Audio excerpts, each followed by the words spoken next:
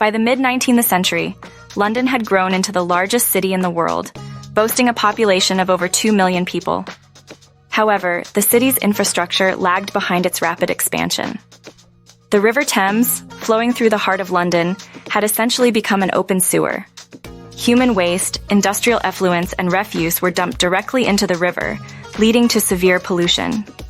This dire situation set the stage for what would become known as the Great Stink of 1858, a pivotal event in English history. London's sanitation system was woefully inadequate. Most of the city's sewage was discharged into cesspools, which frequently overflowed, contaminating groundwater and drinking wells. Heavy rains exacerbated the problem, causing these cesspools to flood and waste to flow into the streets and the Thames.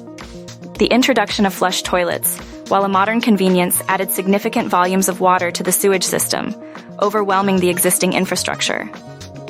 By the 1850s, the Thames had turned into a foul-smelling, disease-ridden waterway, posing a severe public health risk to the city's inhabitants. The summer of 1858 was exceptionally hot, causing the sewage-laden waters of the Thames to become stagnant and ferment. The resulting stench was unbearable and pervaded central London. The smell was so noxious that it affected everyday life, causing nausea and discomfort among the population. This period, known as the Great Stink, highlighted the severity of London's sanitation crisis. The unbearable odor made it clear that immediate action was necessary to address the city's failing infrastructure and improve the quality of life for its residents. The stench was so overpowering that it disrupted the workings of the British government. Parliament, located on the banks of the Thames, was particularly affected. Members of Parliament found it increasingly difficult to conduct their business due to the foul odor emanating from the river. Windows were draped with curtains soaked in chloride of lime, a form of bleach, in a futile attempt to mask the smell. The Great Stink underscored the urgent need for a comprehensive solution to London's sanitation problems, prompting the government to take decisive action. The Great Stink highlighted the dire public health crisis in London.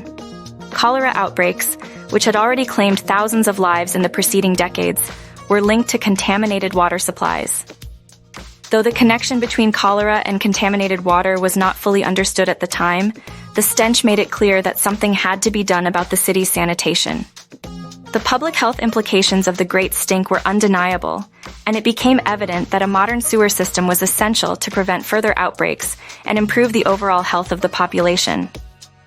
The Great Stink acted as a catalyst for significant change. Sir Joseph Bazalgette, a civil engineer, was tasked with designing a modern sewer system to address the crisis. His plan was ambitious and revolutionary. Bazalgette designed an extensive network of underground brick sewers that intercepted sewage before it could reach the Thames. These intercepting sewers collected waste from smaller local sewers and transported it to treatment facilities. To manage the flow of sewage, Bazalgette incorporated large pumping stations that could lift sewage and allow it to flow by gravity to treatment sites. Bazalgette's sewer system was completed in 1875 and proved to be a remarkable success. It drastically improved public health, reducing the incidence of waterborne diseases like cholera. The project also transformed London's urban landscape, providing new roadways and public spaces along the river. Bazalgette's innovative design not only solved the immediate crisis, but also laid the foundation for the city's growth and development. His work provided a model for modern sanitation engineering, demonstrating the profound impact that well-designed infrastructure can have on urban environments. The Great Stink of 1858 was a turning point in London's history. It brought to light the urgent need for modern sanitation and public health infrastructure. Joseph Bazalgette's innovative sewer system not only solved the immediate crisis, but also laid the foundation for the city's growth and development.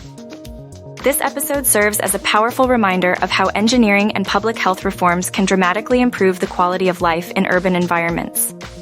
The legacy of the Great Stink and Bazalgette's work continues to influence modern sanitation practices, ensuring healthier and more livable cities for future generations.